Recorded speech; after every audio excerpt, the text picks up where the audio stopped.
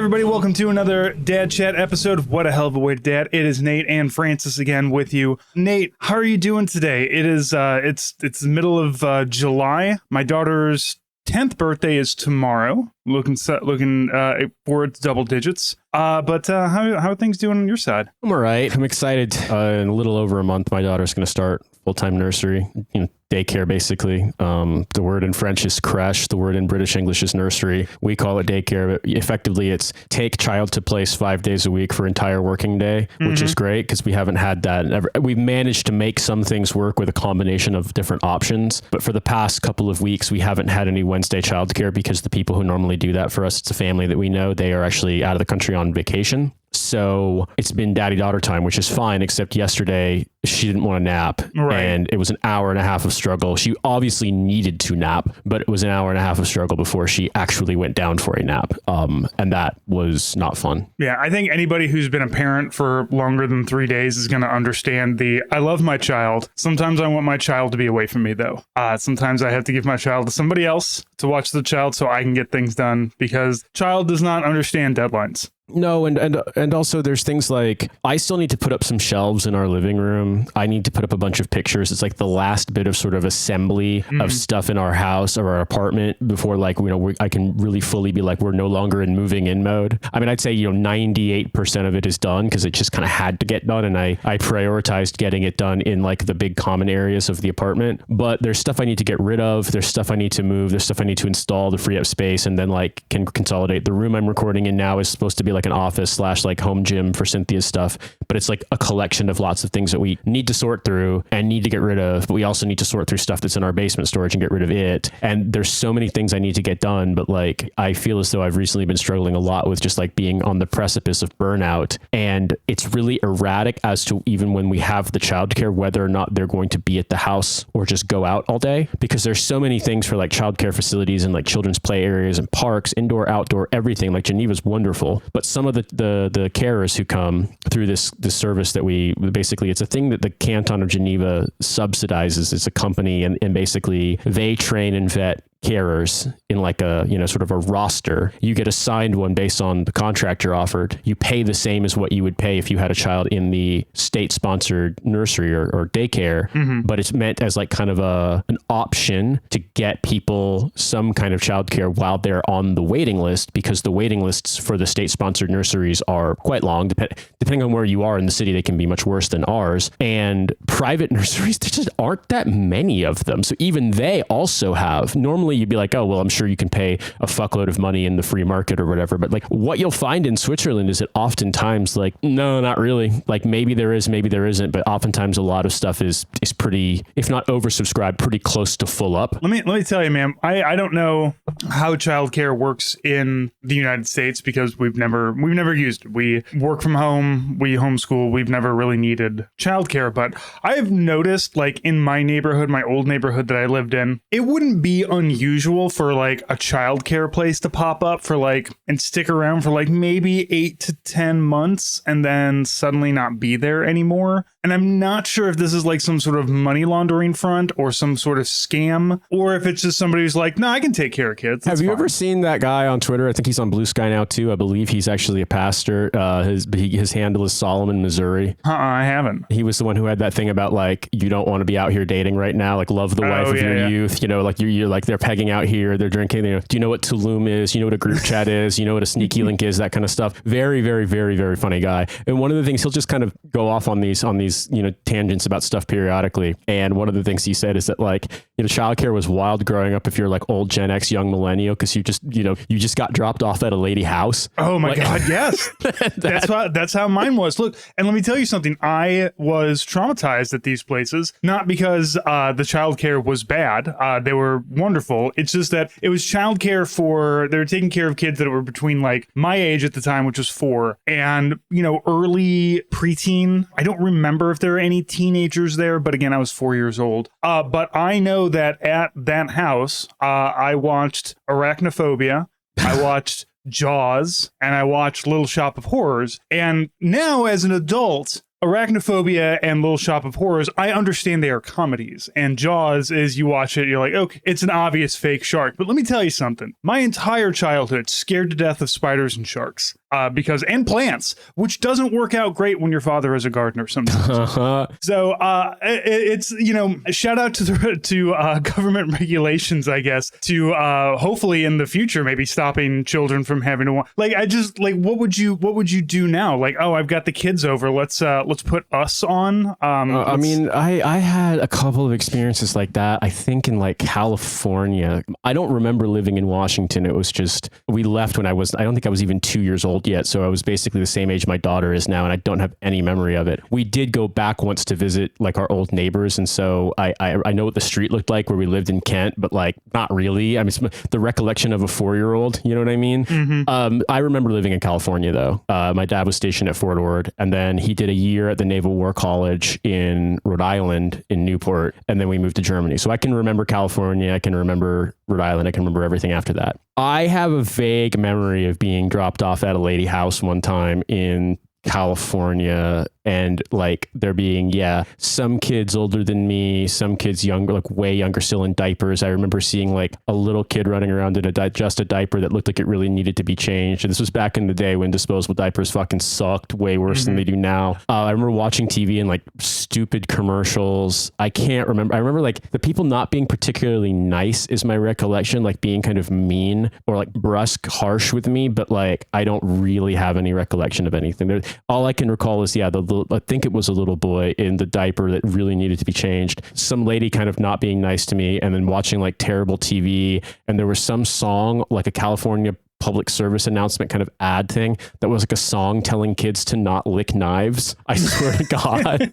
I mean, and I believe it because they had some fucking weird PSAs in New Mexico too. We had this one that was called the Ditches Are Deadly rap, and it was like telling you to not play in arroyos and go skateboarding in arroyos because when flash floods happen, you'll drown. Someone told me they grew up in Tucson and there was a song on a PSA in Spanish basically saying don't feed the javelinas, like the wild pigs and stuff like that. Like, so the golden age of weird American like local PSAs, that's the only thing I can recall from it. But yeah, like I don't know what we do without it. I mean, one thing that I will say is that friends of mine in America who have 1 or 2 kids, particularly people with 2 kids, are paying so much in childcare. Similarly, I have some friends in Britain who were a South African couple, but they had moved to Britain, early in their professional lives. They'd met in Britain. Their kids were born in Britain, and they made the decision to move back to South Africa because they could work the kinds of jobs they had. They could work remotely. South Africa is basically the same or very close time zone to the UK. And they had family around to help with childcare because it was getting so expensive for 2 kids in childcare in London that the amount of money they were spending was actually more than basically it was more than the wife's salary after taxes. Mm-hmm. Now they do have some provisions they've come out within the UK for some free childcare hours. We got a little bit of like free kind of like subsidized childcare stuff. It wasn't a huge amount, but it was every quarter. They basically topped up like, I want to say 20 or 25% of what we paid into this account because our salaries were low enough that we didn't, it's weird, right? The UK will do these really strange things where it's like labyrinthine and hard to figure out and really clunky. And you have to constantly recertify, and they're constantly trying to get people to abandon their hope of using this government program that's, paid for with the taxes they pay. But we were able to qualify for some of it. But yeah, our friends, what they were paying in the UK is astronomical. Yep. What people were paying in the US for even one child is astronomical. Yep. What we're going to be paying here is, so I'll put it this way. I have friends back in the US, and I know that depending on where they live, that like 1 or 2 kids, 2 kids especially, it's like not uncommon to hear people paying anywhere between $3,000 and $4,000 per month for childcare, for full-time childcare, 5 days a week. We are getting 5 days a week, and it's based on our salaries, but our post-tax salaries, so our disposable income, and we're going to be paying probably the equivalent of like $2,100 or $2,200 a month. Okay. But also it's because it's less in francs, but the franc is stronger now because the economy's gone bananas. Trump's in charge, fucking everything up. The UK's economy's fucked. So basically, Trump take dollar. Yeah. Trump take dollar. Trump take egg. Trump take milk. Trump take PS5. Trump take Epstein. Yeah, well, maybe, yeah, not apparently to take truth about Epstein and lock it away forever.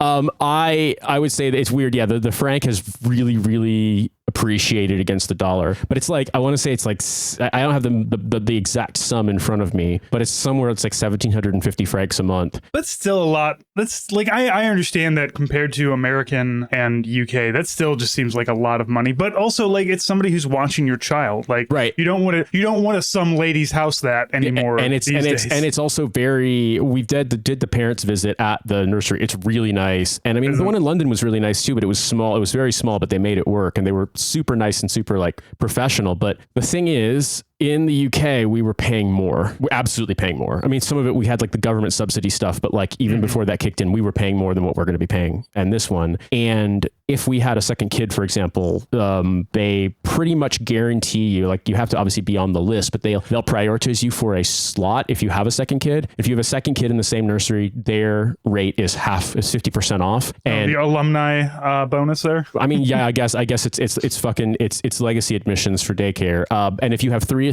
or more kids, the third kid or more is free. Like, you don't pay anything for it. So that's how the system works here. I mean, I think I was talking to Joe about this the other day, that on one hand, Switzerland lets you access benefits even if you're not a citizen. Like, you can get like unemployment and welfare benefits as a non-citizen, but you have to pay it back. And even citizens have to pay it back. There are a lot of stories of this, of people being on disability for years and then having a judgment where they were determined to not be permanently disabled. And it's like, oh yeah, by the way, now you fucking owe the Swiss government all this money back. Oof. So it's ultra Protestantism. But I guess I put it this way, like, we're going to be paying, I'm very, very grateful for it. We're going to be paying a lot less than friends of mine have described paying in places like New York or Minneapolis or Chicago or Austin, or certainly the Bay Area or LA. But this is a country where, I mean, in the canton of Geneva, the median income is, or rather the minimum wage is quite high. I don't have it right off the top of my head, but I want to say it's like 24.5 francs an hour is a minimum wage. So at the current exchange rate, that's like $27-ish an hour is minimum wage. Ooh, so people do. So the point I'm making is that stuff's expensive here, but people are paid well. And you find yourself in a strange situation where, like, okay, health insurance is expensive, but it's less expensive than America for a much, much, much better coverage from what I've experienced. Right. Not saying that, you know, the capitalism can work, but certainly saying that if you have enough like government regulation and the government seems to give a shit enough, like, I'm not going to say care, but like give a shit enough, you can have something where it's like, all right, I gotta kick $10 in to get my my broken arm reset. That's fair. I mean, I'll give you that. Cynthia and I have talked about this before, that Switzerland is the kind of country that liberals point to and say, you know, I want, you know, regulated capitalism that works. Mm-hmm. And that's not actually the case, because there's all sorts of problems here with stuff like labor exploitation and a lot of fuckery with things like people being underpaid, especially people who aren't from EU countries being held or treated, you know, trafficked here. There's a lot of fuckery with people basically trying to lean on the fact that foreigners don't know their rights. But in general, my experience here is that, so, you know, we all have the reputation of this country as like where, you know, dictators and drug barons hide their purloined wealth, right? I mean, that's like the Swiss tax dodging tank. The Swiss banks, yeah. Swiss you bank, have a Swiss bank. Swiss bank account. That's the secret money hole. Yeah, I have a Swiss bank account. I use it to fucking buy groceries at Coop and Migros and Denner. You know what I mean? Like I went to Interdiscount and bought a fucking surge protector with my Swiss bank account linked to my Swiss bank card. The thing about it is, in Switzerland, is that there's this big separation here. There is the banking privacy laws where it's gotten a lot stricter to get a Swiss bank account if you are not at least a resident of Switzerland. In the olden days, it wasn't restrictive, and their banking privacy laws are such that if you stole money or made money illegally or did shady shit with money in another country and put it in your Swiss bank account, it didn't matter if there was a revolution in that country and they fucking deposed your government, US dictator, and the new government was like, Embassy of Switzerland, we demand you give information about, you know, our former dictator and his fucking stolen billions. They wouldn't. That's just Swiss banking laws. This obviously lends itself to shady practices and corruption. Don't get me wrong. I'm not saying it's good, but I'm saying that's how it was. That's not really the case anymore, because like they're a lot stricter about you having to be a resident of Switzerland, not necessarily a citizen, but a resident with a resident permit with an address in Switzerland to get a bank account. But secondly, Switzerland is probably the worst country I can think of to try and fucking cheat your taxes. Like, all of that shady money laundering, tax avoidance stuff, that's for people outside of the country. You bring that money here so they can make interest on it and management fees on it. But you as an individual here, if you are subject to the Swiss tax regime, you really don't want to fuck around with it. Like this is a rules country in so many ways. I mean, it's a rules country to the point where I asked for permission if we could put up a sunshade on our balcony. And I got told no. Like, sorry, no, the building doesn't allow. I'm like, it's hotter than fuck right now, and the sun is shining right. And nope. There's other units in this building that have them. Nope, not allowed. So what I'm saying is there are things about this country where it's like, right, Democrats point to this, liberals point to this rather, I would say, and talk as an example of like, capitalism that works because they don't have socialized. I mean, they do have a public option, but it's only for like people below a certain income threshold, stuff like that. But there's a lot of stuff about this country that's really, really particular and subjective that I don't think you can replicate. And the biggest one about it is that like there really seems to be this notion that if something doesn't work the way it's supposed to, that's an actual problem and it has to be fixed. And like it can't be hand waved. I don't think we have that in America. We definitely don't have it in Britain. And I think it's one of the reasons why Swiss people, when they go abroad, are always like, wait, what the fuck? Like they try to get on Amtrak and it's like an hour and a half late because like it ran over two dirt bikers and they're like, wait, what the fuck? Like they're not used to like the chaos and the sort of shambolicness of other countries because it's just not like that here. Mm-hmm. So I don't think it can be replicated. I mean, I'm not saying that I think private, not that it should be, but like if you're looking for something better than what America's got now, Switzerland, I don't know, maybe certainly look at Switzerland as an interim. They fucking took the Swiss referendum system and brought it to California, and the first thing they did in California was basically pass a law that you can never raise taxes on boomers' houses. And then they also passed a law that says like that Lyft never has to treat its fucking employees as actual employees. They're forever contractors. And they mandated in this amendment that in this proposition that the only way you can overturn this law is with like an impossible quorum in the California Assembly and Senate. Like they basically did like reverse Lithuanian Commonwealth shit on themselves. Like that's what they used the referendum system in California for. They also banned gay marriage at some point. Like, it got reversed, but you know what I'm saying? Like they took the referendum system in Switzerland, but the thing about the referendum system in Switzerland is that you don't guarantee that you get what the referendum even says. The federal council has to implement it to their best, to what they think is the best practice possible. But the federal council is a fucking black box council of the elders, and you're not allowed to know what they're talking. Like it's completely secret. Government stuff goes into a black box where technically speaking, the presidency is shared amongst 7 people with a figurehead president, and they determine how to do it. And you could have a referendum with 100% fucking participation and 100% in one way, and the federal council could be like, no, don't feel like doing that. That sounds like a bad idea. I don't think you can replicate this country. And there's basically, I don't think I know of anywhere in the world that has a system like this. It's so unique and strange and based on a lot of things about this country and how it was formed and the geography of the place and how they related to each other. That's just, at the end of the day, it's got some positives. Don't get me wrong. It's a land of contrast. It's a land of contrast. I'm grateful for what we get compared to like what the other options on offer were. But yeah, like there are some times when it's just sort of, going past, every day taking my daughter for a walk and seeing ads for like fucking Swiss crypto startups and ads for watches that cost like 60,000 francs. And I'm just like, man, can we have Swiss Stalin, please?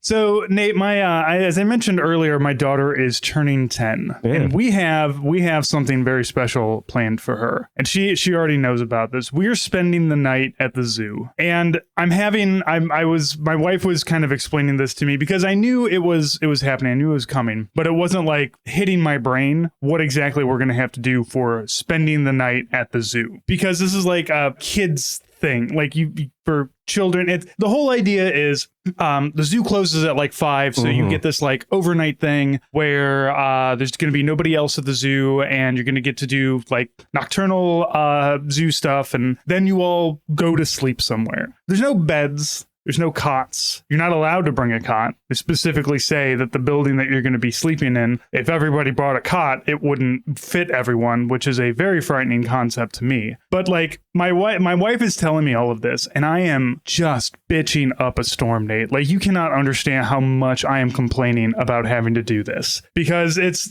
she's like, I have an old Army sleep system. The sleeping bag has 2 sleeping bags inside of it, right? My daughter's got her own sleeping bag, so I'm like, all right, we're good on sleeping bags. We've got some yoga mats, and we've got one of those like Army self-inflating mats. I got one of those. We've got all these things, but I'm just complaining. And my wife's like, you were in the fucking Army and you're complaining about having to sleep on the floor. It's like, yeah, I got out of the Army to not do that shit anymore. I'm spending the night at a zoo sounds like a storybook my daughter would read. Yeah.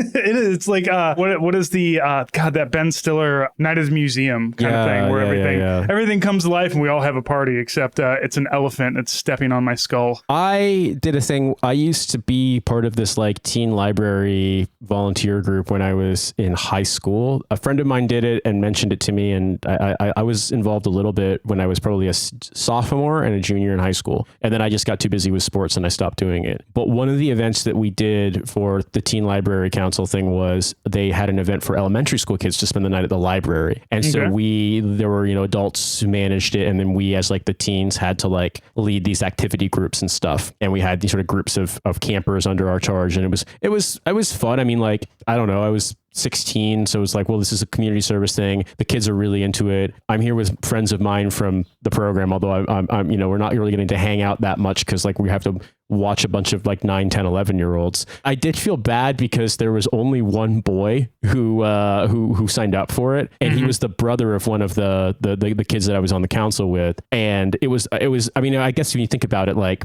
it's, I don't know, 2000, 2001, 2002. You think about that era, you think about the age range we're talking about, like, I feel as though, especially growing up where I did, like the idea of doing an activity where you spend the night at the library is a thing that like boys are going to be kind of nudged out, discouraged from doing, if that makes sense. Not because of some sort of like malign intention, but because like everything about, like, I think it's a challenge even more so now, like finding books and stuff about libraries, books, reading, that kind of stuff that holds boys' interest is a challenge. And a lot of this is to do with, I mean, it's cultural stuff. It's all sorts of things all thrown together. I liked reading as a boy. I think it's worse now than it was when we were kids in terms of like boys reading for fun. Yes. Kids in general, but I think there's a pretty stark difference between boys and girls. And I think I can think of a million reasons for that. Yeah. So I do recall kids on the damn iPads. On the damn iPads. Well, I was going to say in 2001, when I was a sophomore, we had one boy who was one of the campers. And then in 2002, the next year I did it, there were no boys. It was just girls. And I was just sort of like, well, I mean, I don't know. They didn't have this kind of thing at the Santa Fe Public Library when I was this age. I think if the Carmel, Indiana Public Library they just built a new one a few years prior. It was really nice. And so I was like, I think if I had been that age, if I'd been in like late elementary school, that would have been something I would have thought was cool, especially if it was like activity stuff around books, like books I was into. If you've been like, hey, we're going to get you together and you guys get to fucking do like a sleepover at the library. It's all themed around Red Ball books. Dude, I would have camped out a year in advance. Like they were selling the N64 early, like dead serious. You and me and our buttered scones. Yeah. And every other guy our age of our generation who wound up joining the military.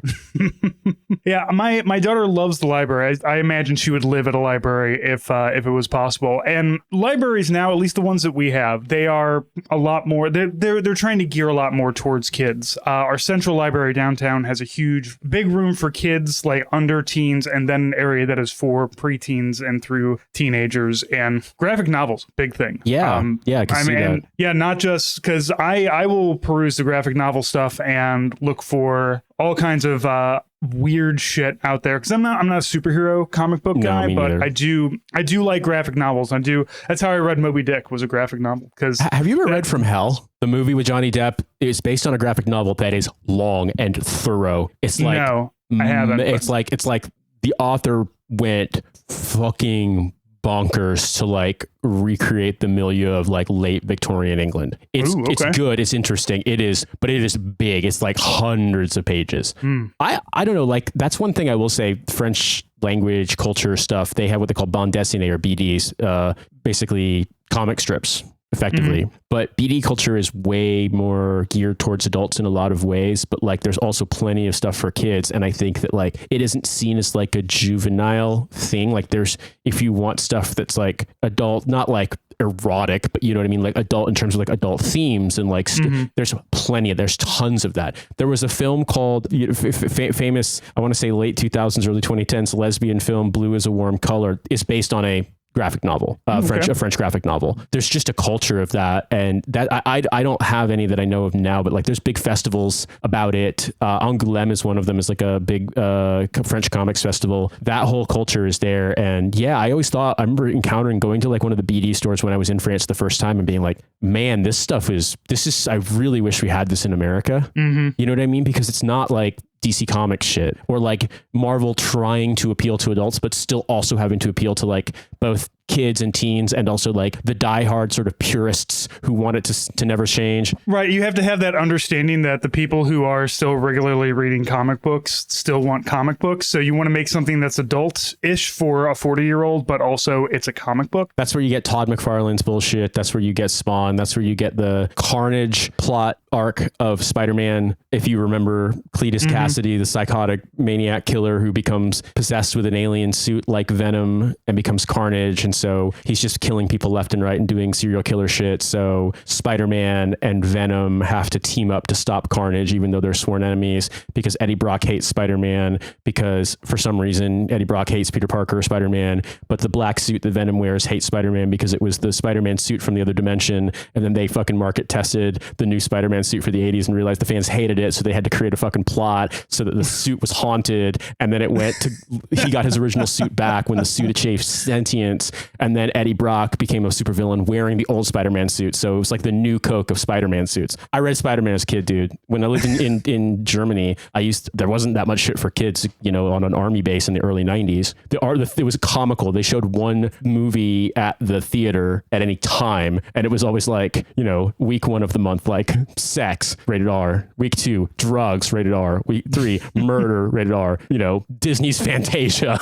rated G. That was the cycle. But yeah, the PX at the little shopettes, they sold Marvel comics. And so I bought like, you know, I want to say there was what? Amazing Spider-Man, Spectacular Spider-Man, and then one other, I can't remember the name. And I'd read all of them. So the early 90s plot arcs about, Carnage and Venom and all that shit. I was there on the ground floor. I remember this. I was really into it. And then I don't know. I discovered video games. discovered Final Fantasy. Growing up, a lot of my culture was like 20 to 30 years behind because my mother only listened to oldies. So I have a real love for 60s music and Motown. But also my brother had a comic book collection, and then he moved out because my brother's 17 years older than me. So when I was, looking to be like, oh, I'll read comic books, my brother was in his 20s and he's like, yeah, have the box, whatever. And so there was a lot of Spider-Man, there was a lot of Richie Rich, and a lot of Archie comics. And so I read so many Spider-Man, Richie Rich, and Archie comics from like this. Brother was born in the 60s, so I guess from the 70s and 80s is when I was reading all of those. It must be so weird when your parents have a kid that much younger than you. It goes beyond the like late childhood, early teen years of like, oh, gross, my parents still do it. They have a kid to like, it's basically like being a teen parent. You just suddenly have a fucking baby in the house. Yeah, and very much like a teen parent, my brother left immediately.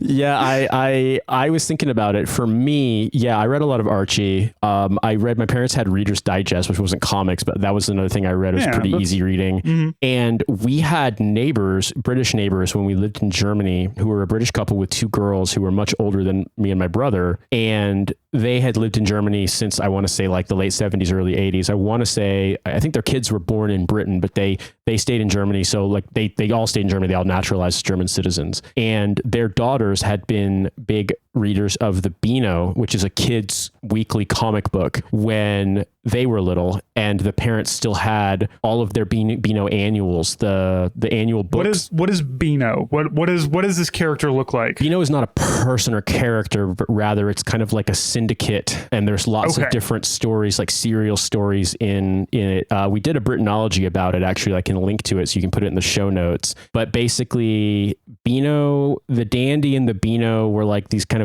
the 20s, 30s competing like serial newspaper pulps, like comic pulps for kids, and they've survived. And so the main stories of the Beano are Dennis the Menace, British Dennis the Menace, not Hal Ketchum's Dennis the Menace.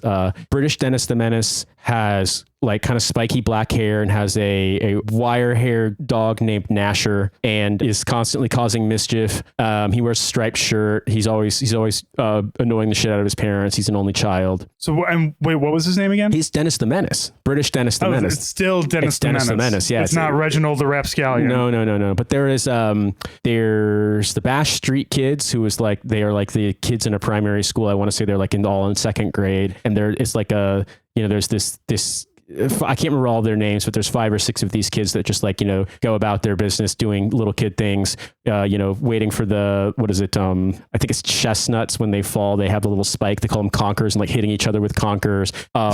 Pulling pranks on their teacher who's annoying, eating the horrible food that the school lunch lady makes. Her name is Olive, and the food is atrocious. There's oh my gosh, what are the other characters' names? There's some that didn't last past the 80s. There was Karate Sid, who was like a young boy who was a karate devotee to the point that he wore a gi and did like Eastern meditation, and it was extremely racist. There was Lord Snooty, who is a stuck-up, rich asshole, posh kid that everyone hates, but he gets his comeuppance. There was Roger the Dodger, who is a young boy who goes out of his way to avoid his chores. So there were so many. There were lots of like one-off things too, or like series that didn't last that long. I remember a plot device in Karate Sid that there was this gang called the Dans, and they were 3 guys who wore like rockabilly outfits with like these leather jackets with like an eagle art on the back, and they were numbered 1, 2, and 3. And like whenever they like one would propose an idea of like committing a crime, and they'd all 3 go like, yeah, together. Like, did they have a racism off like the 80s karate guy versus the rockabilly guys? No, not really. But I mean, I think that's just, you have to realize that like, it's not necessarily that it was done to be explicitly racist. I'll put it this way. It's just that with the benefit of hindsight and the fact that Britain, this is not meant to be exculpatory, but Britain doesn't really have a very large East Asian population relative to when British people say Asians, they mean South Asian people from the Indian subcontinent mostly. There's just a lot of stuff that now, I'm sure at the time people like would have been like, that's all, if you were from America particularly, like that's a little bad. But like, put it this way, when you see ads for Chinese restaurants from like the 60s and 70s with like it making fun of bad English and using that font, that font I'm talking about. Imagine that times 1,000,000. That's the level. Like, it's not necessarily meant to be like intentionally mean-spirited, but it's very like exoticizing and otherizing, and it's so jarring compared to what would kind of be treated as acceptable now. I'd also say the thing about the Beano that in retrospect, I now realize is that, so Dennis's enemies are Walter and the Softies. Walter is what you call a SWAT, or Studies Without Teacher. He is basically a teacher's pet. And the Softies are his gang of incredibly effeminate boys who wear like shirts with flowers on them and stuff. You can get where this is going. It's not explicit. It's like how to be homophobic without even knowing it. It's so jarring to look at it now. And a lot, especially in the 70s and 80s, a lot of the stuff that I remember reading in the Beano books and also in the collection of like newspaper Beanos that our neighbors' kids had gotten, they'd subscribed over the course of years, haven't been digitized. The Beano archives you can get online that are, I think, free to access and stuff, they haven't been digitized because as I understand it now, Walter is now more kind of like posh and stuck up coded. So it's like, oh no, we should go back to the grand old tradition of British class animosity, but not explicitly like, he's not coded as being like, I don't think gay. He's not gay. He's just rich. Well, he's just a rich asshole. One of the things that I think is weird about it is that nothing about it, even in the worst of its excesses, was saying explicitly like Walter is gay. Walter's going to be gay when he grows up. Walter knows he's gay now. He wants to kiss boys, whatever. It's that he's a suck up and he likes school, which is coded as bad, and he likes feminine things which are coded as bad. He likes flowers and dolls and all sorts of stuff and it's like, so in a way it right, like how are they Dennis's enemies? Like how are they? Walter provokes him by telling the teacher when he does stuff wrong, and then Dennis and Gnasher try to like, you know, get back at Walter by like, I don't know, causing him to spill ink all over his clothes that he's very proud of or something along those lines. Cause you know, they still write with fountain pens and shit like that's, which I'd make fun of them for, but like we did that in Germany when I was a little kid. Sure. But it's weird because in a way it's like, does that make sense? Like it's not explicitly like this kid is gay and therefore you bully him for being gay. It's more like anything that isn't like is coded as acceptably masculine is, you know, kind of carte blanche. It's sort of like causes belly for you to be a fucking bastard. And that like that behavior is de facto always bad, embarrassing, make funnable if you make, if that makes sense. And it's like looking back and I'm like, wow, that's really fucked up. Well, the problem is that when you create a protagonist and your protagonist is not a good person, you know, like, and I'm not saying, you know, children are children. I'm saying Dennis is a bad person, but he gets into mischief, right? He's doing, you know, he's doing what he shouldn't do. So when you want to create an antagonist, you have to create the opposite of that. And so what is the opposite of Dennis and Nasher, who like to, I don't know, probably play hooky. They like to have fun, you know, like you said, tease the teachers, do all these things that are like stink bombs in the bathroom, right? You know, things that are really shitty to do. Whoopee cushions on the teacher's chair, stuff like that. Yeah, right. And then you've got these other kids who are like, we want to please the teacher and not cause a fuss, and they're the ones seen as the bad. Like this is kind of a Scott Pilgrim thing where like people aren't understanding that like Scott Pilgrim is the asshole. You're not supposed to be like, yay, this protagonist is good, he's an asshole. But because it's the 80s, you gotta like, no, the exact opposite of our protagonist is going to be these effeminate males, just because that is the opposite. So we're not going to say they're gay, but they are the opposite of what we have created. And now as we look back on that, you see like, you know, 4 gay kids having fun in school, and then there's these like 2 other kids that keep picking on them for just doing what they do. Well, that's the thing, right? Is that like, I also think that in the 70s, but particularly in the 80s in Britain, you have this cultural change and you get this, obviously Thatcher becomes the prime minister in 1979. There's all the like big, huge, massive economic changes. But one of the kind of bugbears, the way that they talk about the way the Brits are obsessed with, you know, the wokerati or like woke college students or woke activists or trans people in general, that's how they talked about gays and gay rights activists in the 80s. And they even passed a law called Section 28 in Britain in the 80s that basically made it a crime, I believe, but it explicitly dictated that schools, educational things, stuff with contact with minors in any kind of like systematized way were forbidden from saying or doing or showing anything that in their words promoted homosexuality. The idea of it like, oh, it's a social contagion. If you just hide the idea of being gay from kids, that no one will ever be gay again.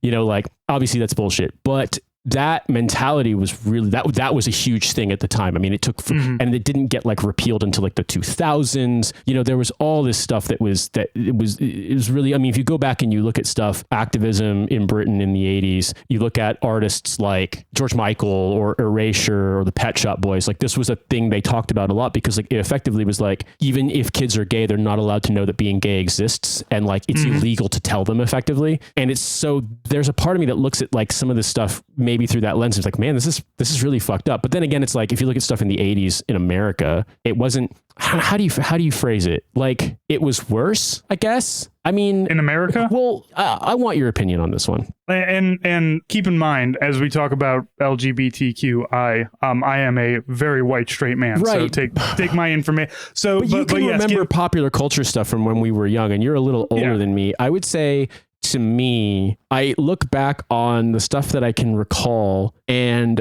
I don't really remember.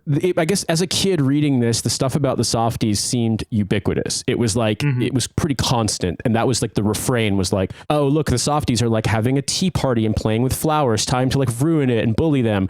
Like, I don't recall there ever being such a thing, but I also think that like, I can recall hearing stories that like, you know, Ryan White's house was vandalized and they wrote homophobic slurs on it because he got AIDS from a blood transfusion. He was like 13 when he was diagnosed. Like he wasn't gay. He just, not that being gay is wrong. It's just nothing about how he got HIV had anything to do with any kind of sex at all. He got it because he was a hemophiliac and he had a blood transfusion. And like, they were like, oh, let's like do homophobic terrorism on a child because he got this disease they didn't know how to test for. So that's my home state. So you know what I mean? Like that, in a way, I'm like looking back on America, I'm like, oh, well, I don't think you can say it was better, but it's more like there are some things about when I see with British culture now, I look back on it, I'm like, yeah, that seems a little more racist.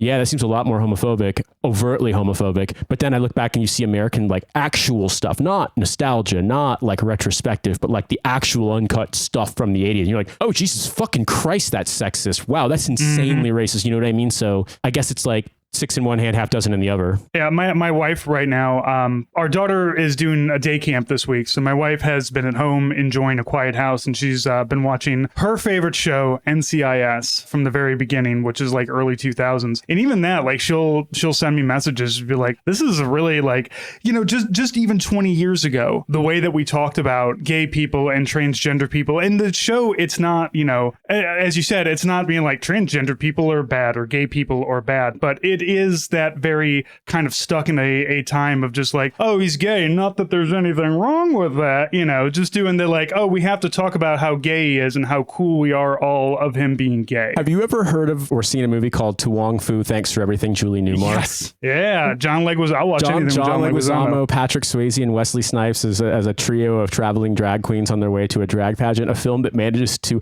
have drag queens as the protagonist in a positive way and never acknowledge being gay or being trans at all. They're just 3 dudes that love to dress up real well like women. Yeah. What was the line that like he's not even a drag queen, he's just a boy in a dress? Like I was someone, and this is kind of a vulgar phrasing, but this is the truth. I saw something on social media once where someone said, growing up as like a young kid in the 90s, like reaching teen years in the 90s, the way that you saw like trans identities represented, there was no actual understanding of like what it was or who they were, or even the idea was like, oh, some people have gender confirmation surgery, what they called sex change back then. But other than that, the way it was portrayed is like, oh yeah, some people are so gay, they just wear dresses. And you're just like, I mean, that's vulgar, don't get me wrong, but that's 100% how it came across. Like there wasn't that, it wasn't necessarily like, I wouldn't go so far as to call it like suppression or censorship so much as like, it just didn't ever register. It didn't ever get explained, get talked about like that. That was how, I mean, I'm trying really hard thinking back about what I can recall seeing in the media, in entertainment, in stuff that would have been like, not necessarily stuff for kids, but more like stuff that I would have been interested in, like, let's say you're PG-13, and if it was really lucky, R-rated movies that I could see, stuff like that. And no, I don't remember anything really. I mean, it's wild to me though, because yeah, you're right. Looking back at even the 2000s, it's it reads as very homophobic, very, very like being transgender only exists as the punchline. Right. And that's one of those, it ruins stuff like, what was it? Ace Ventura, Pet Detective, right? That was, and I love Jim Carrey. I think Jim Carrey is so funny. But that movie is completely fucked. Oh, it's so fucked. Oh, it's so fucked. Yeah, Jesus Christ. So, like, you can't, like, the scene of him crawling out of an obviously mechanical rhino's ass is just such perfect cinema of the time. And the entire thing is just like, oh, but also it's all one big anti-trans joke. I mean, it's like the kind of stuff that you'd see in, I don't know, like this reaches its apex with Freddy Got Fingered, but stuff along those lines, you know what I mean? Like it's kind of amazing that it even existed, quite frankly. Yeah. Tom Green on his Tom Green shit, Andy Dick on his Andy Dick shit, which Jesus Christ, it's horrible. Yeah, like wow. I which is not to say that the stuff is like irredeemable, but I do think that we naturally, well, 2 things. We naturally have like a rose-tinted view of it, or a kind of like reductive, like summarizing view of it. And also I think that the urge to appropriate and kind of valorize the cool looking or authentic looking kind of nostalgic aspects of things from that era have this tendency to cause people to overlook like, okay, yes, there was some really, really, really cool shit happening musically, culturally, etc. Also, Andrew Dice Clay was everywhere. Have you ever heard that man talk? Yep. Like, you know what I'm saying? Like the late 70s were super cool. Like also like Anita Bryant was a thing, and Disco Demolition Night was like, we hate black people and gays, and that's what disco represents to us, so we're going to destroy it and yell slurs. Like, you know what I'm saying? What was it? Eddie Murphy's Raw, which is such a like Eddie Murphy, very funny. A lot of the jokes in that very funny, but I think the entire thing starts out with "Who in here is gay?" and "Don't get anywhere near me," while he's wearing tight leather pants. Like it's. I mean, Milo and I had this joke about like. Finding when my uncle used to do cartoons for his college newspaper, and they was completely inscrutable, but like always laden with like weird homophobic jokes. Like that seemed to be like the punchline of everything. And there was the scene in which like basically guy and girl go back to the house, but to hook up. And then guy tells the girl, no, don't go in the bedroom. And then in the bedroom is like a dude biting a pillow, which is meant to represent that he's gay. And then she just shoots him. And she's like, I knew you were hiding something, F slur. And it made no sense at all. I found it in like a book, or like it's just been clipped out in my grandfather's house. And Milo was like, so wait, is the argument here that like that gay people are always biting pillows even when they're not having sex? That's how you know they're gay. So like they just constantly bite pillows. And I was like, yeah, I guess so. And he's like, and why does she have a gun? I'm like, I don't know. And he's like, oh, so she's just, I'm carrying a gun in case a guy is gay. It's like that. In case I come across a pillow biter here. That makes sense in the logic of like, if you watch the Kentucky Fried Movie, that would be the logic of a joke, which is the 70s in fairness. But like, oh, I mean, the Kentucky Fried Movie have you seen that? I don't think you said that was from the 70s. I don't think so. Early 70s sketch comedy. Is that like movie. One of those? Okay, it's a sketch comedy. It's a movie of nothing but sketches, and there is a scene. I am going to summarize this in the best way I can with like the sensibilities of the modern day, where an announcer is talking you through the feats of daring, death-defying stunts of a sort of Evel Knievel style stuntman who's going to perform his most dangerous stunt yet. He gets dressed up like he's going to get shot out of a cannon, and then walks, and the camera tracks as it leaves the set to the outside of a building where some black dudes are in the alley playing dice, and he yells the N-word and then runs away. I'm not making any of this up. I'm not making any. This is a John Landis film. Look, man, it was the early 70s. I mean, you remember you watched MASH? How fucking insanely sexist MASH seems, especially in the early days.